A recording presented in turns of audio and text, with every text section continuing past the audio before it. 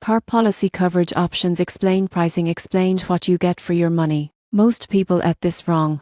They assume all car insurance policies are the same. The surprising truth is that coverage options dramatically affect both cost and protection, and knowing what you're paying for can save you thousands in the long run. Car insurance generally includes liability, collision, comprehensive, personal injury protection, and uninsured motorist coverage. Liability covers damages to others, while collision and comprehensive protect your vehicle. HIP or medical coverage helps with injuries, and uninsured motorist coverage shields you if the other driver lacks insurance. Pricing depends on coverage and limits. Basic liability might cost annually, while full coverage with deductible collision and comprehensive could run to $100–500. Raising deductibles can lower premiums, but increases out-of-pocket costs if a claim arises. For example, choosing a zero deductible instead of could save per year, but yoke more in an accident. Understanding these trade-offs helps you customize a plan that fits both your budget and risk tolerance. Most people get this wrong by focusing only on price, ignoring coverage quality.